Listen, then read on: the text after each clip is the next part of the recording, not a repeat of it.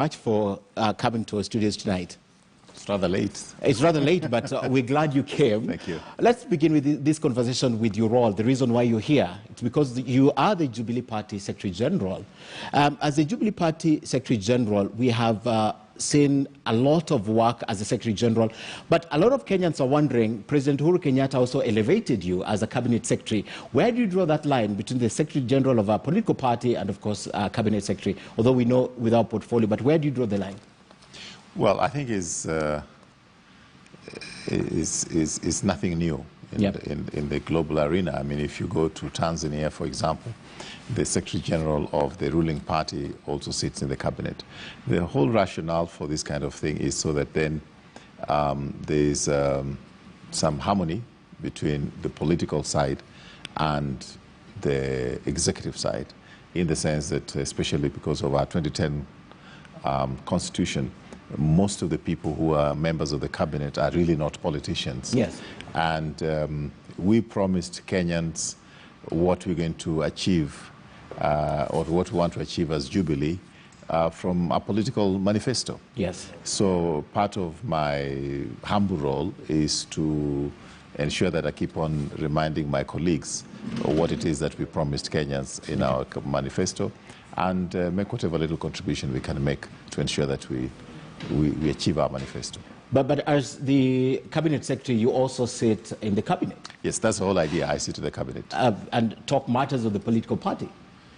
Or what is your contribution when you're sitting in the Cabinet? Well, when I sit in the Cabinet, I make a contribution on any topic which is brought onto the table. It doesn't matter, because the Cabinet is a collective responsibility. You don't have to be a line minister to be a line CS to talk on any specific issue. When you go to Cabinet, then the roles kind of overlap, because you can contribute on any topic which is brought on the table. All right. My interest is when you perform these two roles and you sit in the cabinet, and it's clear now you participate in the cabinet, the other colleagues in the cabinet were vetted. You were not vetted, yet you sit in the cabinet and contribute in equal measure. Yes. I'm wondering where you draw the line, because I'm looking at Article 77 of the Constitution, which states that a state officer shall not hold a political position, yet you hold a political position and sit in the cabinet. Actually, that's not quite correct, in the sense that the only people who are exempted from being political are cabinet secretaries. Okay. Which you are. Yes. There's a provision within the Constitution which recognizes the fact that cabinet secretaries are political appointees, and they're supposed to advance the political mission of the president. So this story that cabinet secretaries are not supposed to be involved in politics is not correct. But the president told us during the first term that the only people who are going to play politics is him and the deputy.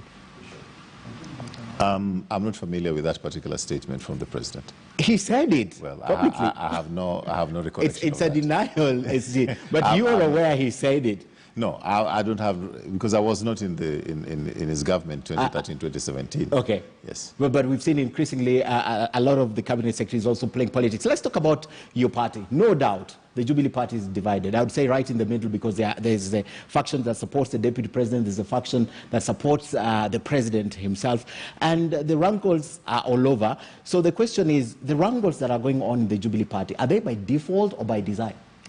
Well, let me just give you an example.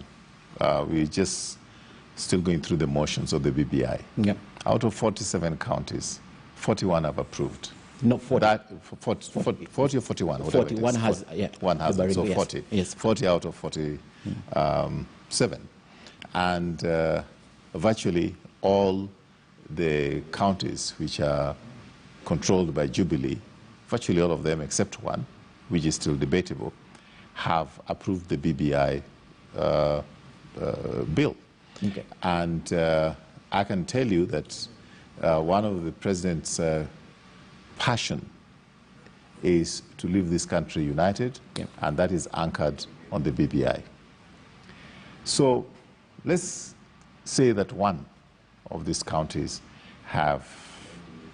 is still going through the court process, but only one out of all the counties that are controlled by Jubilee.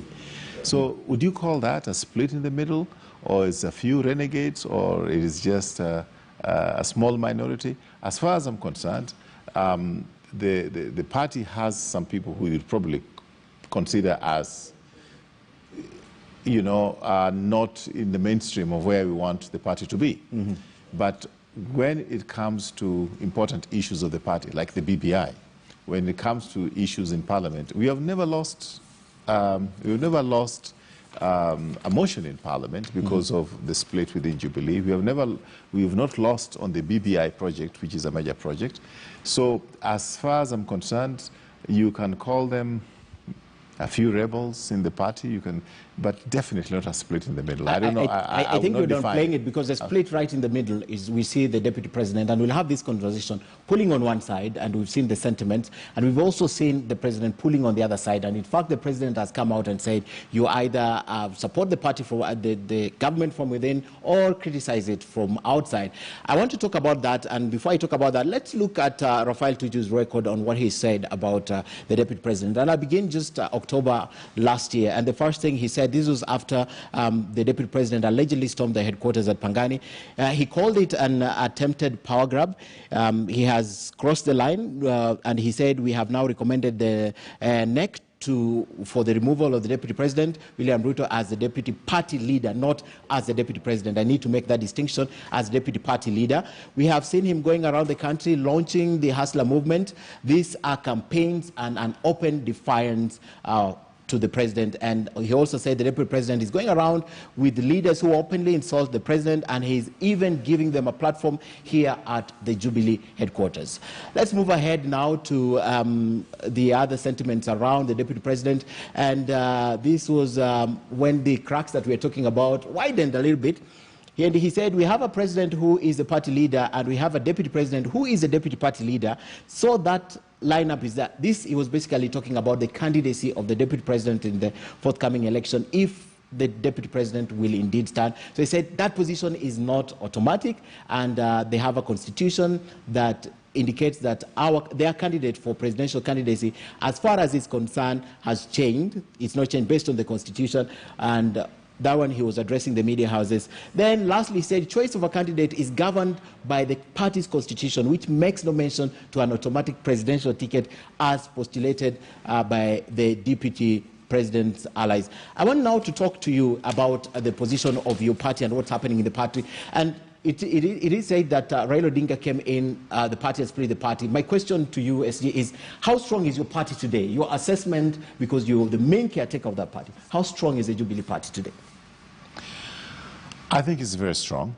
I think when it comes to challenges that we have as Jubilee party, the challenges which are traceable to problems we have in this country.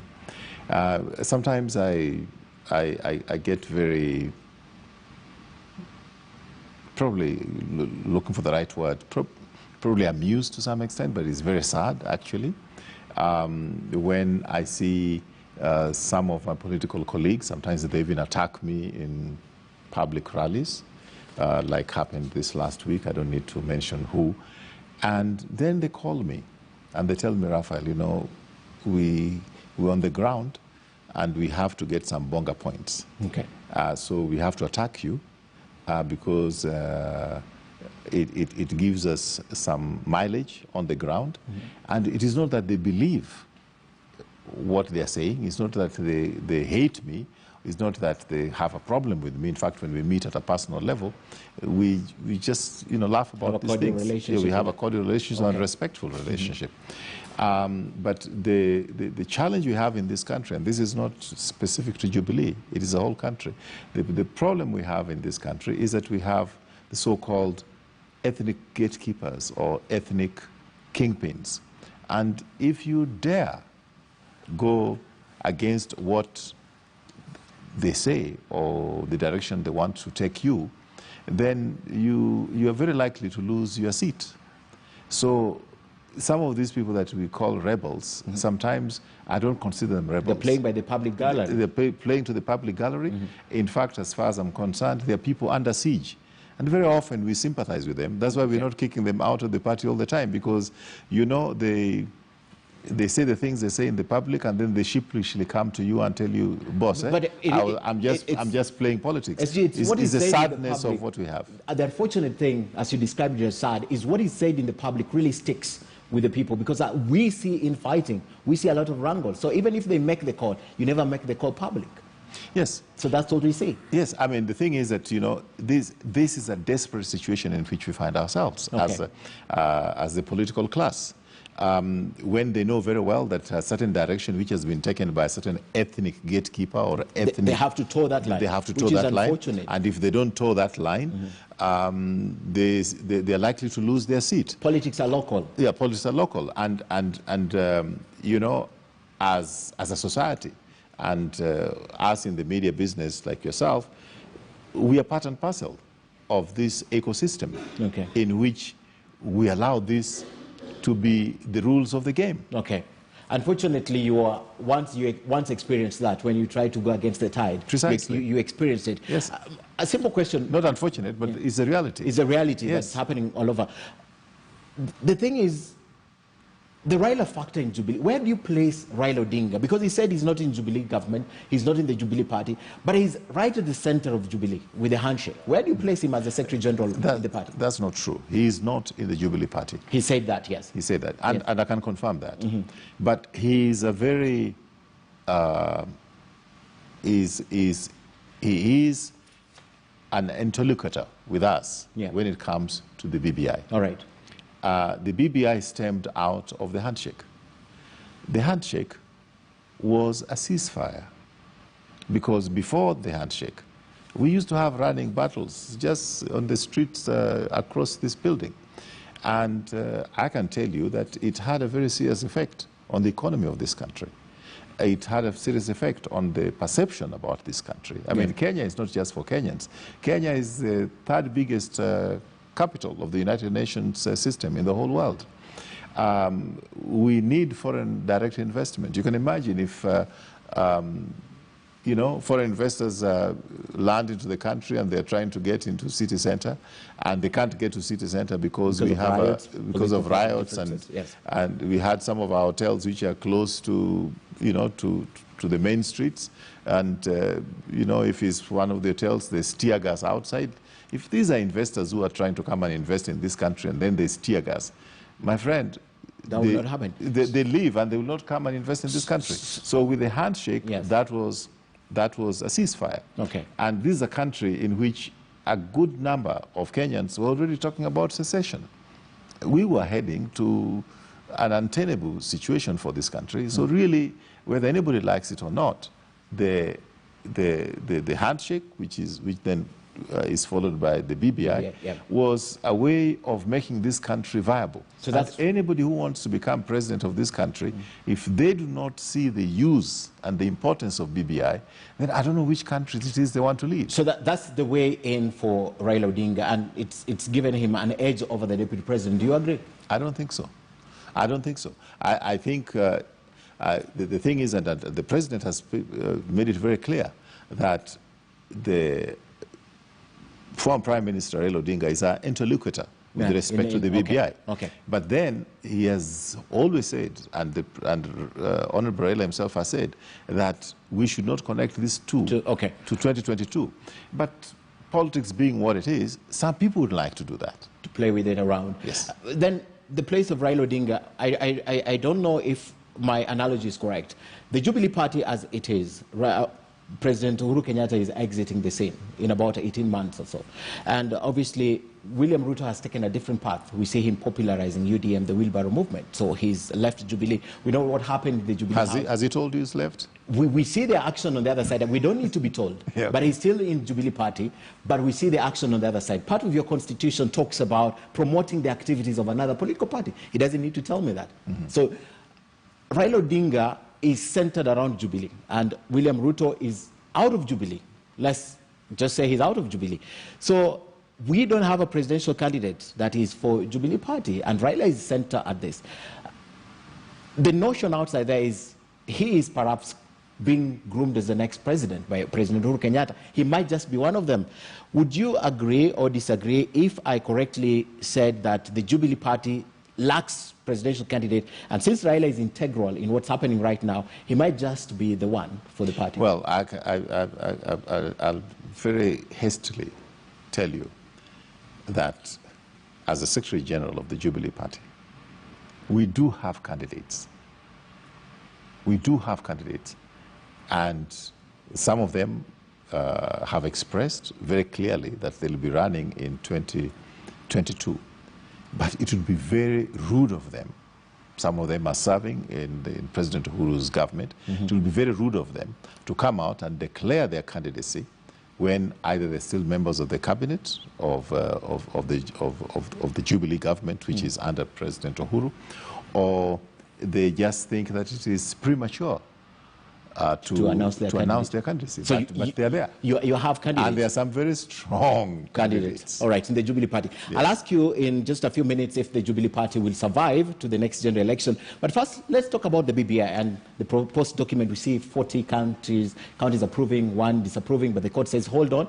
Speakers of both houses don't act on that from Baringo County as we wait for the court action. So the MCAs, whatever it is, either they were bribed or they were given a promise that they will get grants, and on that basis we see what they have done. A lot of proponents are saying, Martha Karua yesterday speaking here said, it was bad timing for that grant because of that, now we think the MCAs voted for this. Because of that, now it's headed to Parliament. And Parliament will need to pass this document. Well, regardless of if they pass or not, it will still go to the President or so. But if it was going to Parliament and Parliament needs to endorse it, will we see your office whipping your side for the members of Parliament to vote, or it doesn't matter because whether they vote for it or not, it has to go to the President who then decides? Yes, I think it's true that the parliamentary process is really a formality. Whether the parliamentarians approve it or not, it still goes to the President, and then there will be a referendum. We expect our members to support it. Okay. That's an expectation of our members. We expect because this is one of the passions of the President, to leave a united country. You can talk about side issues that, MCAs were bribed. But let me tell you, I mean, what it is that MCAs already got that loan for the vehicles when they came in. Basically is an accounting detail to work it out so that they don't have to pay equivalent to what has been given as a car grant.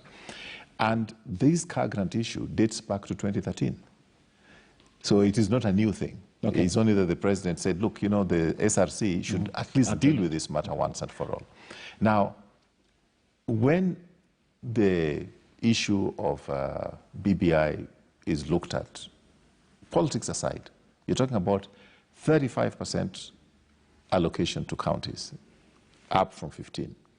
In the Jubilee manifesto, we are actually promised that we'll take it to 40%. Okay. So the BBI is actually short. Which was a failed promise of the Jubilee government. Well, it's 5% less, give and take. At least 95 out of 100 is a pass. All right, let's be fair. For the BBI, SG. Yeah. But if we go back to the manifesto, it's not happened. So are you trying to say the manifesto is part of the BBI? No. I'll tell you something else which is in the manifesto, which people don't recognize. In the manifesto... But this one you agree, yeah, no. Well, it's 95%, okay? 95% is a good pass. If you are very, very negative towards Jubilee, you'll say, okay, fine, you got 95%, you failed. But I think let Kenyans judge. The BBI is not for Jubilee, SG. No, it is. It is part of the manifesto. It is part of the manifesto. So the BBI is part of the manifesto. It is one of the things that was in our manifesto. Yeah. One, the President was mandated, not only by the manifesto, but by our Constitution, to reach out to other political formations, parties, and leaders to bring the country together. Yep. That is there in our Constitution. When it comes to devolution, it is a promise that we work with the rest of Kenyans to bring devolution of 40% of the resources going to the counties. All right. That is in our, manifesto. So when we manage to put it to 35 through a consensus, reaching out to Kenyans and getting contributions of Kenyans and so forth, it is within our manifesto, it is within our constitution to do those things. A quick one on that. One of the things you said is the president's passion to see that he leaves a united Kenya. In my mind, that was one of the things that was in the Jubilee manifesto also, to leave a united country. So at what point was it lost to the president until they had to do a handshake for him to leave a united country? Because the proponents and the people pushing the BBI, at the top of it is we have to leave a united country. So at what point, because it was in the manifesto, why couldn't he just do it within the framework of the Jubilee manifesto? Why did you need a handshake to do this? My friend, in the last elections, 2017, 46% of Kenyans voted for the president's opponent, that time, Prime Minister Raila Odinga. 54% voted for Jubilee. 46% is almost 50% of the country. They did not vote for this president. The moment the president was sworn in as the president of the Republic of Kenya, he was a president for those who voted for him and a president of those who did not vote for him. It was a mark of statesmanship to reach across the aisle to get Prime Minister Odinga to work with him in this agenda. And let me tell you, I was in South Africa the other day. Members of the ANC, the president of South Africa, told me that they wish they could have more of that happening across Africa. It is an example of selflessness and of statesmanship that is quoted all over the world. Okay, what's happening? All right, that settled. I promised to go back to an issue about your political party, and I want to talk about briefly also the relationship between the Secretary General of the party and the Deputy Party Leader. How was your relationship with the Deputy Party Leader as the Secretary General of the party? At a personal level, we don't have any issues. It's a respectful and cordial relationship. At the policy level, we have an honest difference of opinion on the issue of BBI. And it's only the issue of the BBI, not party management, not running the party, just the issue of the BBI. The issue of BBI. And the issue of the BBI being so central and so important to the party leader.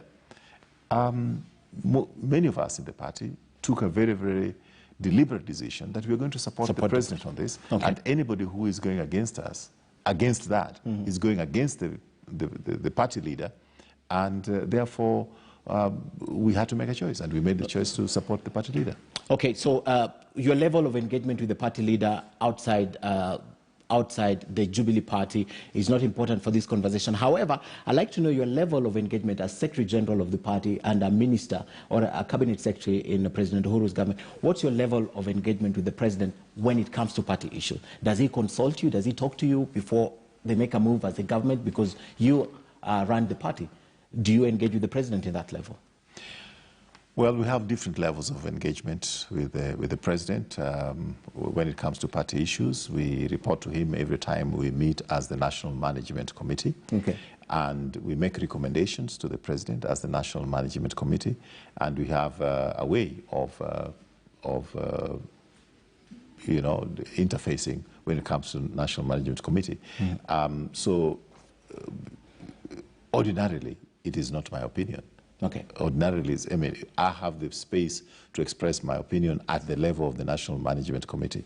Once the National Management Committee has decided on something, then it is my responsibility to transmit that information to the president. So basically, you say you have an engagement with the president in political matters. But then, as a member of the National Management Committee. Not as a Secretary General. How do you see it? As a Secretary General, there are functions that I have to do, the functions that I have to perform as the Secretary General of the party. I'm the accounting officer of the party, for example, by law. So when it's something to do with accounting issues and so forth, I'm answerable. I'm answerable to both how do you parties. sit in the management as your capacity as a CS or as your capacity as a Secretary General? In my capacity as Secretary General. Secretary General. So your role and your capacity as a Secretary General, does it allow you to intervene also in what the President is likely to do outside the arrangement of the party? Does it allow you? No.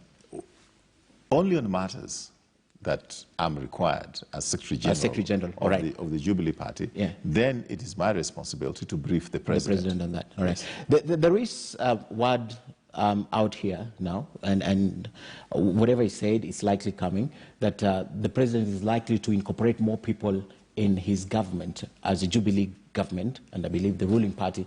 Would you be aware, as a Secretary General, if the President was likely to pull such a move, would he ordinarily discuss with the party leadership? No. The President is empowered by the Constitution to create any positions that he can create under the Constitution legally. And he doesn't have to consult any of us, not any of the cabinet ministers, including the Deputy President. So he doesn't need to consult. So he doesn't need to consult. That's settled. Yes.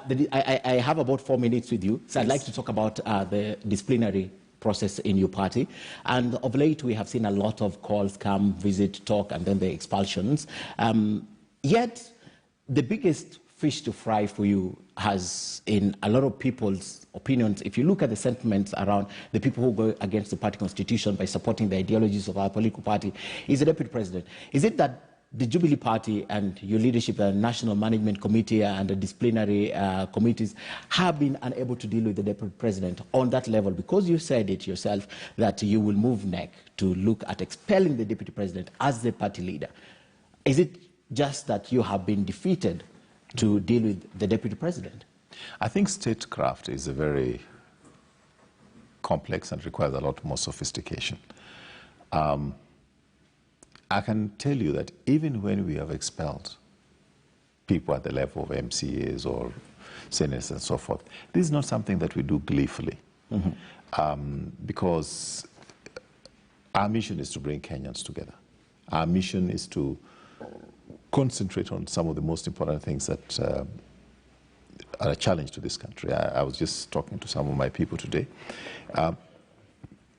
You know, we have a serious problem of unemployment. Yep. We have a lot of youth looking for jobs, and they were doing recruitment for policemen, for example. They'll go to a center where they're only taking 10 people, and 1,000 young people have turned up to run and so forth. It's like a lottery. Yes. We have serious issues when it comes to the manufacturing sector. We're not creating jobs. You know, some of the toothpaste which used to be manufactured locally just across the road in this country, now they're coming from Egypt because it's cheaper for to import than to manufacture here. Those are the issues that we'd want all of us as Kenyans, including the media fraternity, to be concentrating on. Not about Tuju, not about Kangata, not about all these things that we spend too much time on. So I can tell you that, having a confrontation with the Deputy President, having a confrontation with our senators and members of Parliament, it's something that is so painful. For the party. For the party and for the country too. I mean, we have to act responsibly. The moment you have real altercation at the political level, it affects the stock market, it affects, confidence in the economy of the country. It affects, so those are the reasons essentially, SG, you're telling me it's difficult. Well, you see, it is irresponsible for us to concentrate on these issues when you have some very important things to deal with. Which is true, but the question is, we have seen you concentrate on it on other people, the senators, the MCAs. Why is it that it's now complex when it comes to the Deputy President? Because he's the Deputy President. Because he's well answered. I want to end the show, but I have to ask you if you allow me personal questions now. And the first personal question is, you suffered an accident. How are you doing right now? Well, thank God, I'm doing much better. I broke 18 bones. 17 have completely healed. One is still giving me a problem. Okay, so you're doing much doing better. Much better. And of course, the second question that a lot of Kenyans wanted us to ask you is this issue of ADB and how it ended up, because you're a pioneer businessman. You started from the newsroom, yes. Same way I am, yes. and now they say you're a billionaire. I don't know the facts if they are true, and that issue really boggles a lot of minds. Where are you with that? I know it's a court case, but where is it? We don't want you to lose the empire. No, it is in court. Yes. I don't want to say anything more. Since it is in court, I want the court to deal with it. Yeah. But it was a case of some bad blood, not with the bank, okay. but with somebody in the bank. Some individual, and fortunately that is coming out. All right, Secretary General Raphael Tuju, it's an honor having you on the show tonight. There are so many unsettled issues, and we are going into a political season, and we'll be inviting you again to speak to us, but we are not honored to have you tonight. Unless you have a final remark, I'll let you go, because I have to speak to other Kenyans also. Thank you very much. It's my pleasure to come. All right, Jacoyo Midiwo and, of course, Barack Muluka join me next. We have a lot of issues to discuss. We still have about 45 minutes on the clock. Stay with us. We're back in a moment.